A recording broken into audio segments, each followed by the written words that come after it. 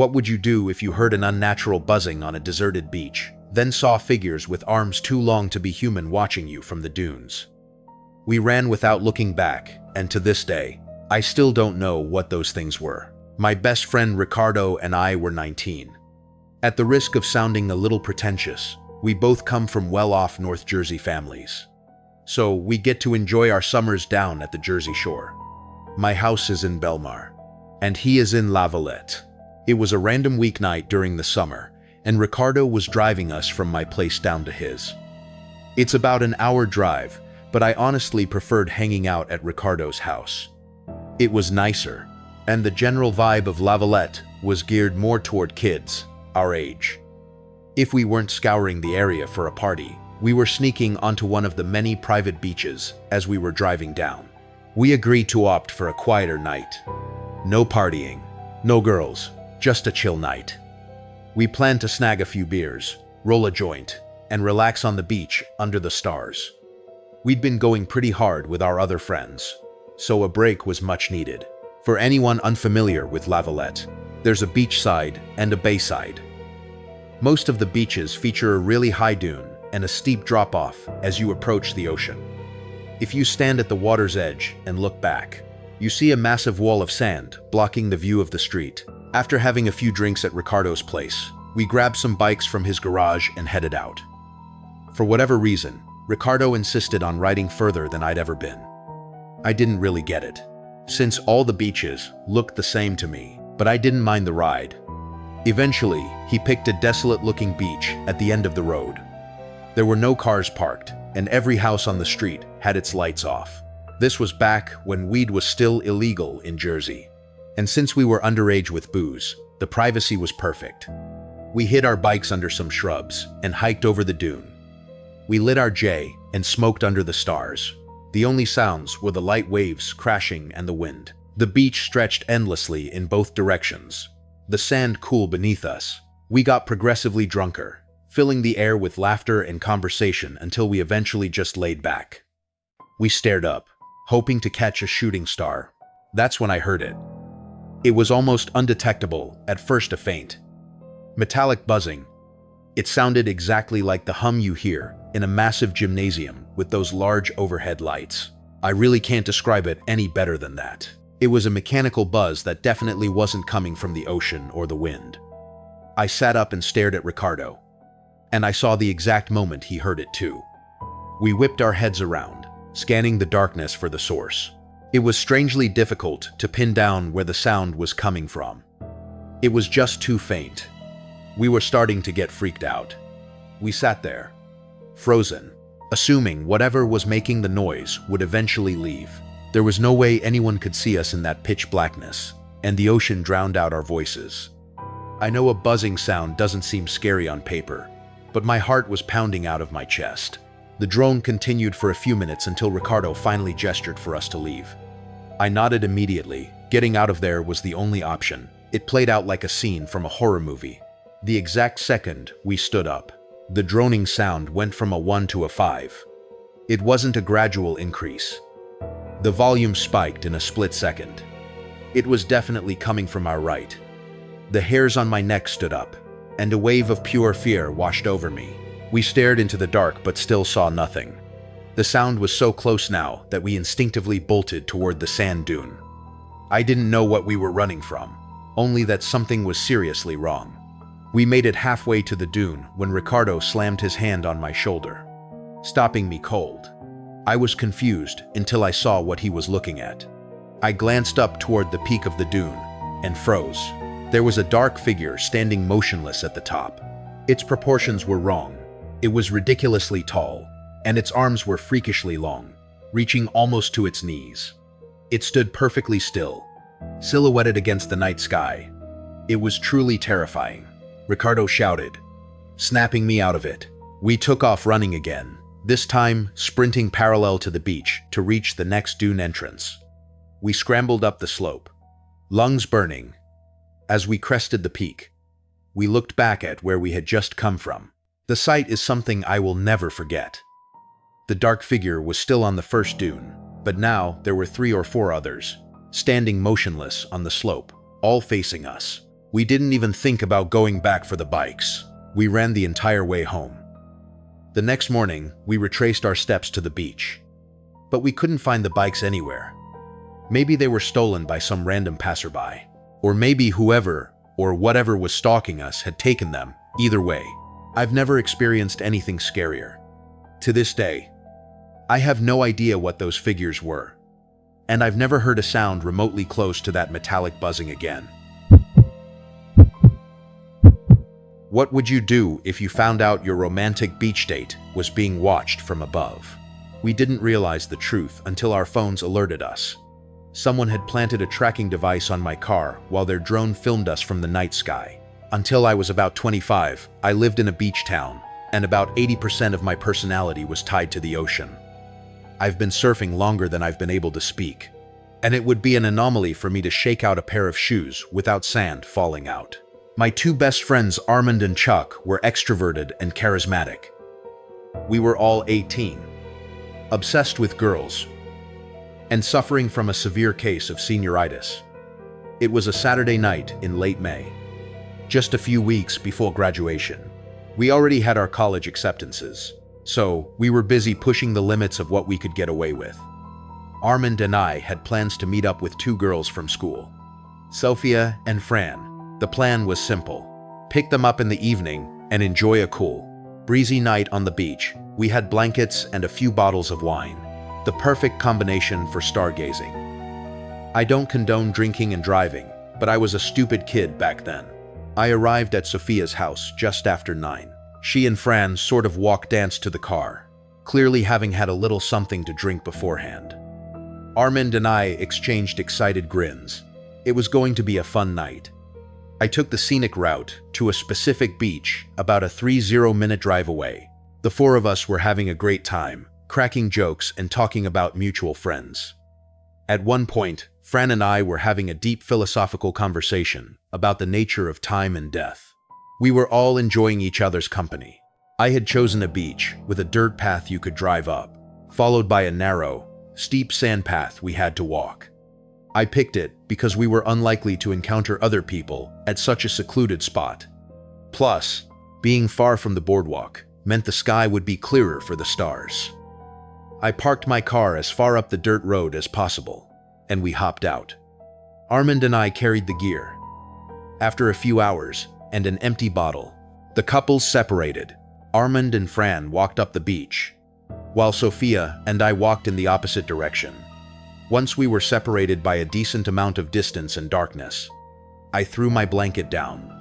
We drunkenly drifted off for a bit, enjoying the sound of the waves. Before anything really happened, Sophia tensed up. At first, I thought I had done something wrong, but she whispered, "Do you hear that?" I strained my ears, trying to hear something other than the crashing ocean. I assumed she was just hearing things. But then, to my surprise, I heard it too. It sounded like a whirring, the distinct noise of a small engine. It seemed to move around, fading in and out. Impossible to pin down, it's nothing. I assured her, eager to get back to the moment. Soon after, I fished my shirt from the sand to put it back on. Just then, Sophia shrieked. I whipped around and saw her pointing at the sky. I looked up, but saw nothing but blackness. I sat down next to her to get her angle, and my blood ran cold. From her point of view, the moon was perfectly backlighting a drone, floating directly overhead. It hovered for a moment longer, before zipping up into the dark sky and disappearing. The sickness in my stomach was instant. That noise we heard earlier was 100% the drone. We had been watched the entire time. I glanced at Sophia and could tell she felt the same violation. She put her head in her hands and started crying. I consoled her as best I could before dragging us back to the car. We found Armand and Fran already there. I explained the situation, and the joy was literally sucked out of the air. I drove in silence towards Sophia's house, but the girls agreed they didn't feel safe going home yet. It was Saturday, so staying out late wasn't an issue, but their parents wouldn't allow a sleepover. My house and Armand's were off the table for the same reason. I asked Armand to call Chuck. Chuck's house was massive, and his parents were super chill. To our delight, Chuck was free. I pulled into Chuck's driveway and parked. Armand and the girls headed for the front door, but I stayed behind. I needed a second to process the violation I felt. I leaned my forehead against the steering wheel and closed my eyes. Instinctively, I pulled out my phone, which I hadn't touched since the incident. The screen lit up with a single notification. I had to blink to make sure I wasn't hallucinating. AirTag found moving with you. My entire body froze. Every emotion I had suppressed came crashing back. We were literally being tracked. I snapped out of my paralysis and jumped out of the car, examining every inch of the vehicle. Nothing on the bumper, nothing in the grille. I checked the seats and flipped the floor mats. Sweat poured down my neck, and the hair on my arms stood up. I got on my hands and knees and checked the underside. I felt around the driver's side tire well, and there it was, taped to the inside of the well. I held the tag for a few seconds before smashing it into the pavement. Whoever watched us on the beach knew exactly where we were. I didn't feel safe alone in the driveway anymore. I grabbed the broken pieces and ran to the door, showing everyone what I found. They were horrified. The girls checked their phones and saw the same notification. Chuck was pissed that we had potentially led a stalker to his house. We spent the night in Chuck's basement, too scared to leave. A couple of weeks passed, and nothing happened. We tried to rationalize it. Maybe some creep just wanted to scare kids hooking up. We were relieved it hadn't escalated. One Sunday morning about 3 weeks later, Chuck called me. He screamed for me to get to his house immediately. When I arrived, he was standing in his driveway, looking pale, holding a stack of photos. I examined them closely. They were grainy, dimly lit pictures of me and Sophia on the beach from that night. You could clearly see us in a revealing fashion. I was disgusted. We called the police, but they told us there was essentially nothing they could do. We insisted they scan the photos for prints, but they turned up nothing. Sophia was terrified of blackmail, and honestly, so was I. The experience was traumatizing. Luckily, nothing else happened after we got the police involved, but Sophia was never the same around me. I can't blame her. I just hope those pictures never surface again. One pool party, 4 silent figures, and the sound of splashes that still haunts me. That night at my friend's beach house, it turned into a nightmare when we spotted strangers watching us from across the lagoon, then heard them jump into the water, swimming straight toward us. Beaches have always terrified me. Well, not the water itself, but my fear is a direct result of what I'm about to tell you. As a kid, I lived for the shore. I remember spending summers eagerly anticipating the weekends at my family's beach house. But the real treat was when I got to stay at my friend Charles's place. I was 16 during this specific trip, and it was supposed to be legendary. Me, Charles, and our friend Riley were going to spend a few unsupervised days at Charles's house in LBI. Riley was a year older and had just gotten his license. So he drove us down. He was a terrible driver, swerving and cursing the whole way, but we were just happy to be free. We arrived in good time and unloaded the car. To understand what happened, you need to know the layout of the house. It sits right on a lagoon, meaning the backyard faces a narrow channel of water with houses on the opposite bank. There's a back sliding door, but more importantly, there's an upstairs deck connected to the ground by a spiral staircase. That staircase allowed you to enter and exit the second floor without ever stepping foot inside the downstairs living area. We were at that age where chasing girls was priority number 1, and having an empty beach house was the ultimate bait. We hit up Snapchat and found a group of 3 cute girls, Rosie, Alexa, and Sophie, who were down to hang out. We had plenty of weed and a stash of liquor we'd snagged from our parents. It was the perfect setup. The girls were fun and flirty, and we could all tell the night was heading exactly where we wanted it to. At one point, the 6 of us decided to smoke in the heated backyard pool. It was small, but perfect for 6 drunk teenagers. I remember the atmosphere vividly. The gentle bay breeze, the steam rising off the water, and the smoke drifting into the night air. It was bliss. But then, the mood shattered. Charles reached over and killed the music. staring intensely into the darkness across the lagoon. Confused, I turned around. I could barely make out the houses on the other side, but I didn't see what he was looking at. One of the girls asked why he cut the music, and Charles whispered that he saw someone standing on the dock at the house opposite ours.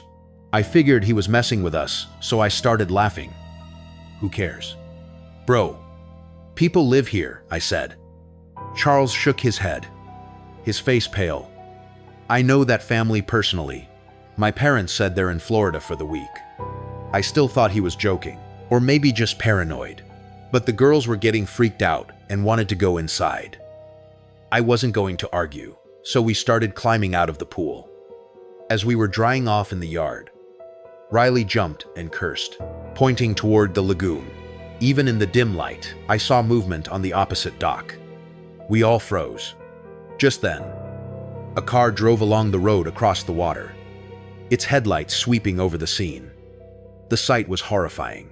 4 tall silhouettes were standing at the very edge of the dock. Facing us, I couldn't make out their clothes or faces, but there was no doubt they were locked onto us. Go inside now, Charles commanded, his voice shaking as he ushered us toward the slider. As we rushed across the threshold, I heard a sound that remains the most terrifying noise I've ever heard. 4 consecutive, heavy splashes rang out from the darkness behind us. Those guys were swimming across the lagoon. We went into full-blown panic mode. The girls screamed while Riley slammed the sliding door shut and locked it. Charles bolted to the front to lock that door. 2. We huddled in a room that wasn't visible from the outside, terrified of what would happen next. A few minutes of silence passed, and then Riley cursed under his breath. He looked at us with wide eyes and revealed he had forgotten to lock the sliding door on the upstairs deck, the one accessible by the outside spiral staircase. Charles started to panic, knowing the house was vulnerable. Almost immediately, we heard it. Wet, muffled footsteps creaking on the floorboards directly above us. That was the last straw. We were drunk, unarmed, and outnumbered. Running was our only option. The 6 of us sprinted for the front door and piled into the car. Riley started the engine in a flash. The chaos was too much for him to handle, and he completely destroyed Charles's mailbox as he peeled out of the driveway. We didn't stop until we were far enough away to call the police. The ordeal was a nightmare. We returned to the house only after the police had searched it. But the news was shattering. All the valuables from the top floor were missing. But that wasn't the worst part. Charles's family owned a medium-sized Boston whaler boat, and it was gone, likely used as the getaway vehicle. Charles's father kept a spare set of keys inside a small, hidden hatch below the steering wheel. The police concluded that's how the culprits escaped so quickly. How they knew exactly where the key was hidden is something I still wonder about. The police never caught the perpetrators. Charles, Riley, and I am convinced that whoever robbed the house must have been someone who knew Charles's family. They knew the house was supposed to be vacant, and they knew exactly where to find those keys. It's been a long time since that night, but I haven't let a day pass without locking every door and window in my home. Do yourself a favor and check your locks tonight.